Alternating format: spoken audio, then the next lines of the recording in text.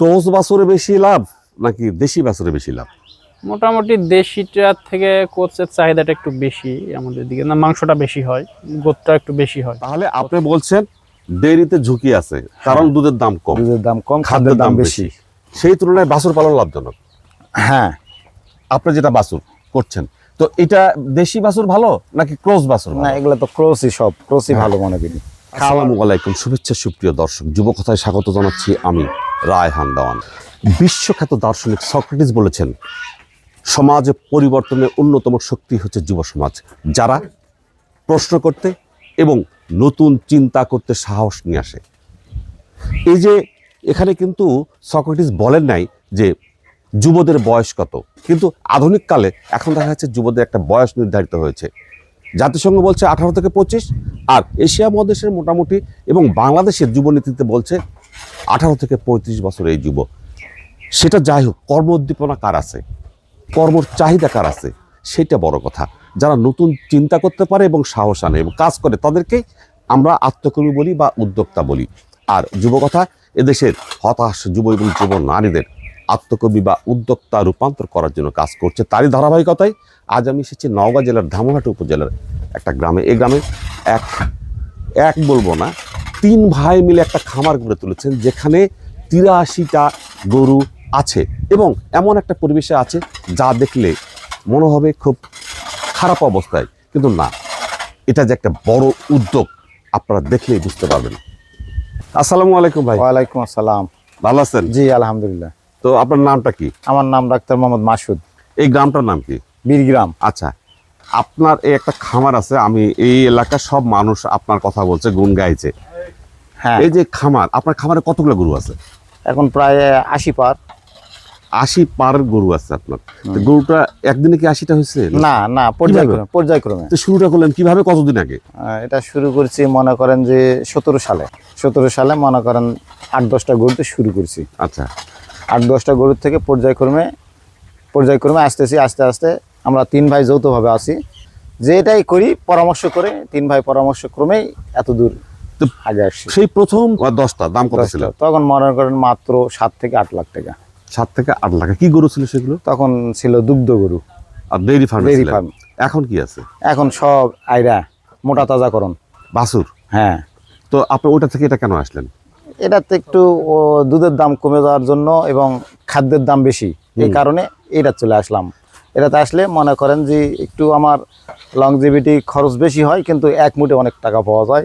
এটার থেকে পর্যায়ক্রমে আরও আগামীর থেকে ইনশাল্লাহ 100 পার করবে, এরকম একটা নিয়ত আছে। তাহলে আপনি বলছেন ডেইরিতে ঝুঁকি আছে, কারণ দুধের দাম কম, দুধের দাম কম, খাদ্যের দাম বেশি, সেই তুলনায় বাছুর পালন লাভজনক।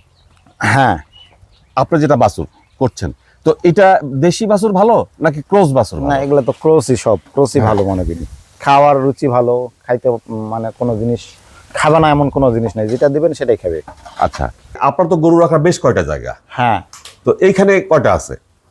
এখানে আছে 18-20টা গরু আছে এখানে। 18। এগুলো তো সবই বাছুর এবং ক্রস বাছুর। ক্রস বাছুর। শীতের সময় এর কোনো ওড়না দেওয়া লাগে না এবং শীত কাটাতে পারে, আর দেশি গরু শীত কাটাতে পারে না, শীতের সময় দুর্বল হয়ে যায়। এই যে বাছুর পালনের যে সময়টা হ্যাঁ, একটু বেশি, একটু বেশি। হ্যাঁ, তাহলে নতুন খামারিরা যদি দেখে, আপনাকে দেখে যদি একটু উৎসাহিত হয়, তো সেই ক্ষেত্রে তারা ধৈর্য হারা হয়ে যাবে। তাহলে কিভাবে? ধৈর্য না করলে তো কোনো কাজই করতে পারবেন না। আচ্ছা আচ্ছা, আপনার যদি কোনো কাজে ধৈর্য না থাকে, হ্যাঁ, তাহলে ওই কাজ না করাই ভালো। আচ্ছা আচ্ছা, তার মানে আপনি বলছেন ধৈর্য ছাড়া কোনো কাজ হবে শুরু না। করাই যাবে না, যাবে না। তাই তো? হ্যাঁ, এই বাছুরটা কত কিনেছেন? এটা আপনার 60-62 হবে।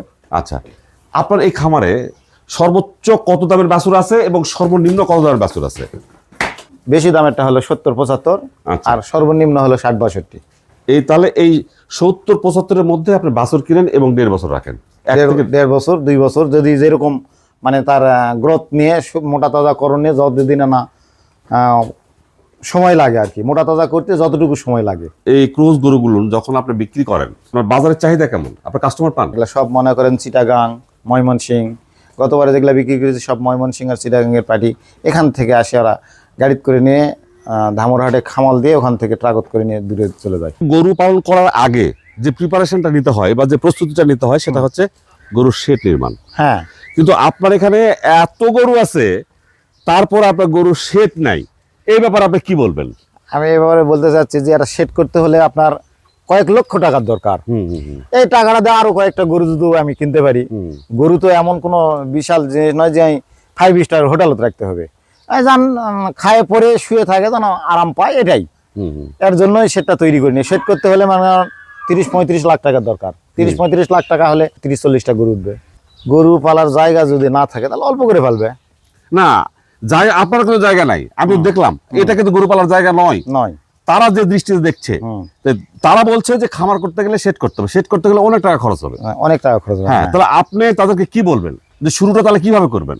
শুরুটা আপনি মনে করেন যে এভাবেই করতে হবে যে গরুটা যখন জাস্ট থাকার মতন, খাওয়ার মতন, মানে শুয়ে থাকার মতন একটা পরিবেশ হলেই হলো। এমন কিছু করা লাগবে না যে টাইস করে সুন্দর করে খাওয়া লাগবে, এটা তো নয়। জাস্ট অবলা জিনিস যেন কষ্ট না পায়, এই এক কথাই আরাম ভাবে থাকে এবং আরেকটাকে চুরি যেন না হয়, চুরি যেন না হয়। তো আপনি তো এই আর শেডের গরু সাধারণত চুরি করতে পারে না, কোনো চুরি এখান থেকে যদি আপনি একটা গরু টান দেন তাহলে এই গরুগুলো সব গরুগুলো দাঁড়ে মানে ডাকবে আর কি, হাম্বা হাম্বা করে ডাকবে। আপনি সবাই যখন পাবে এবং বলবো যে গরু কি যেন হলো। এখন একটা গরু কোনো কিছু দুর্ঘটনা গরু সবগুলো গরু দাঁড়িয়ে যাবে। আচ্ছা আচ্ছা, রাত্রেবেলা তো এখানে? হ্যাঁ, এখানে থাকে। চুরি হয় না? না, আল্লাহর রহমতে এখন পর্যন্ত কোনো কিছু চুরি হয়নি। 24 সালে আমার খেরের পালা 3 বার আগুন ধরে দিছে, 3 বার। কেউ না কেউ দিছে তো, প্রতিহিংসা। তখন আমার গরু ছিল 54টা, সব ষাঁড় গরু, লাল। 54টা গরু ছিল। 3 বার খেরের পালাতে আগুন দিয়ে যাওয়ার পর মনে করেছিল যে গরুগুলো সব বিক্রি করে দেবে। আমরা আল্লাহর কাছে এটাই সহযোগিতা চাইছি, আল্লাহ তুমি আমাদের ফিরে তাকাও, গরুগুলো আমরা পালবোই যেভাবেই হোক। অনেক কষ্ট করে বিভিন্ন গ্রাম থেকে খের কিনে নিয়ে আসে, ছানি মেশিন কাটে গরু মানুষ করেছি, অনেক টাকা লাভ করেছি আল্লাহর রহম। লস হয় না, লস হয় না। তাহলে যারা লসের কথা বলে বিষয়টা, যারা লসের কথা বলে তারা আসল কথা হলে তাদের জ্ঞানের অভাব। একটা জিনিস হোক, একটা বাচ্চা যদি ছোট থেকে আপনি মানুষ করেন তার পিছনে অনেক টাকা পয়সা খরচ করতে হয়, কিন্তু আপনি ইন্টার পাস করার পর বাচ্চাকে আর লক্ষ্য দিলেন না, বাচ্চা অন্য লাইনে চলে গেল। তারা গরু পালার সময় লাস্ট পর্যন্ত গরু যদি আপনি টিকে রাখতে না পারেন বা ভ্যাকসিন না দেন, তার ঠিক মতো পরিচর্যা না করেন, গোসল করে না দেন, এই গরম আসলে এই গরুগুলোকে আমরা 2 বার করে গোসল করে দেবো। সকালে 10টার সময় একবার, আসরের সময় একবার। তার মানে শুধু গরু পালন করলে হবে না, গরুর প্রেমী হতে হবে, গরুর যথাযথ যত্ন নিতে হবে, গরু কখন কি দরকার সেটা দেখতে হবে, তারপরেই এখান থেকে লাভ হবে। লাভ তো এমনি না, এমনি তো আর কেউ 10টা টাকাও দিব না। তো অসংখ্য ধন্যবাদ, আপনার যুবকথাকে সময় দিলেন, যুবকথার পক্ষ থেকে কৃতজ্ঞতা প্রকাশ করছি। পাশাপাশি এটা অনুরোধ করব, যদি কেউ আপনার কাছ থেকে সহযোগিতা চায় সে সহযোগিতা আপনি করবেন ইনশাআল্লাহ। ইনশাআল্লাহ। আসসালামু আলাইকুম। ওয়ালাইকুম আসসালাম। কি নাম আপনার?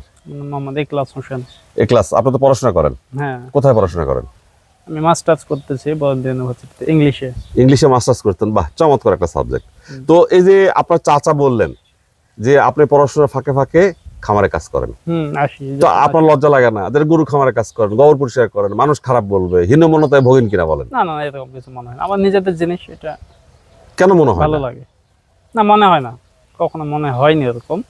আচ্ছা, আমাদের নিজেদের জিনিস তো, বাইরে কারো কাছে যাচ্ছে না, অন্যের কাজটা করছেন না, নিজের কাজটা করছেন, তাই তো? কাজের লোক আছে সবসময় করে, মাঝে মাঝে যখন ভালো লাগে তখন করি।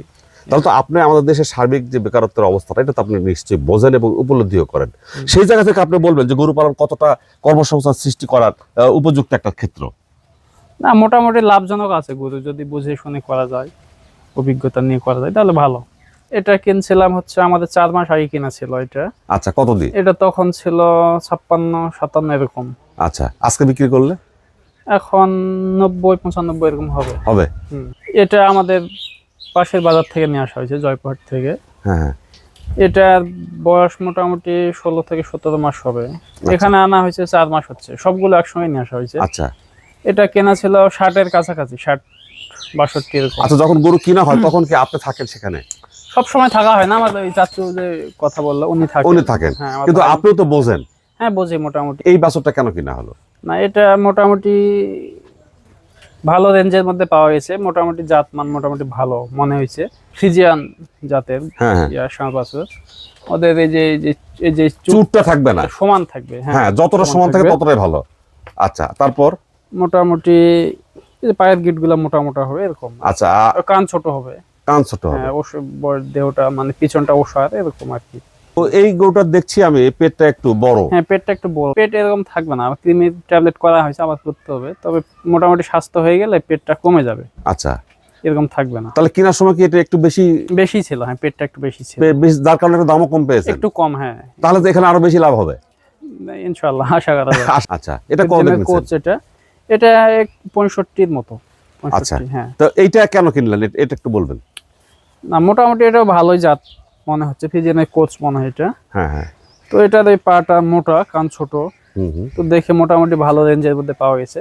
আর ঘাটটা কি পুরোপুরি সমান আছে না একটু? মোটামুটি সমান, মোটামুটি ভালো বলা চলে। এটাও মোটামুটি ওরকমই 60-এর কাছাকাছি। যতগুলো আছে মোটামুটি সবই 60-এর কাছাকাছি কিনা হয়েছে, একসঙ্গে কিনা হয়েছে। তারপর এটা একটু কম, এটা 57-56 এরকম। আচ্ছা আচ্ছা, এটা একটু বেশি, এটা 70। তারপরটা? হ্যাঁ, 72 মনে হয় এটা ছিল। 72। এটা একটু আর বড় ওই যে তারপরটা? এটাও 60। আচ্ছা, তারপরটা? এটাও কাছাকাছি 60। আচ্ছা, তারপরটা? সবগুলাই মোটামুটি। আচ্ছা। এই যেগুলো ছোট সেগুলো একটু দাম কম ছিল। আপনার এই খামারে সবগুলো কিন্তু ক্রস বাছুর, হুম। তাহলে এই ক্রস বাছুরে বেশি লাভ নাকি দেশি বাছুরে বেশি লাভ? মোটামুটি দেশিটার থেকে কোচের চাহিদাটা একটু বেশি আমাদের দিকে, না মাংসটা বেশি হয়, গোদটা একটু বেশি হয় কোচের। আচ্ছা, সেক্ষেত্রে মনে হয় যে কোচটাই ভালো, বাণিজ্যিক ভাবে করার জন্য কোচটা ভালো হয়। 3 মাস প্রজেক্ট ছিল আমাদের, ওগুলো কিছু আছে, এগুলো আছে, সব মিলেই আর কি। আচ্ছা, 3 মাস একটা বেশি লাভ নাকি এই যে আপনি 3 মাসেরটা ভালো লাভ আছে, তবে মাঝে মাঝে দাম পাওয়া যায় না। এই যে আচ্ছা। শীতের সময় ওই সময় দামটা থাকে না, তবে সিজনালি বুঝে বুঝে কিনতে হবে, ওই সময় বিক্রি করতে হবে। আপনি যখন গরুটা তৈরি হয়ে গেল, আপনার যখন দাম বেশি বাজারে, তখন আপনার দেওয়া গেল। হ্যাঁ, দেওয়া গেল, সেই ক্ষেত্রে লাভের পরিমাণটা একটু বেশি থাকে। বেশি হয়। হ্যাঁ। কিন্তু 3 মাসের জন্য প্রজেক্ট যখন করবেন আপনার গরু রেডি হয়ে গেল, তখন দেখা যাচ্ছে দাম নাই, তখন তো দিতেই হবে, হ্যাঁ, তাহলে খাবার খরচটা বেশি হয়ে যাবে। হ্যাঁ, সেক্ষেত্রে যে রিস্ক থাকে যায় একটু, এই ঝুঁকিটা বেশি হয়ে যায়। ঝুঁকিটা বেশি হয়ে যায়। আর এই যে প্রতিদিন সকাল থেকে সন্ধ্যা পর্যন্ত এই গরুগুলো কিভাবে যত্ন নেন আপনি? আমাদের লোক আছে এখানে, 4 জন লোক আছে, 70 প্লাস গরু আছে এখানে। তো মোটামুটি সবাই 4 জন থাকে, অল টাইম 4 জন থাকে, পাশাপাশি আমরাও থাকি।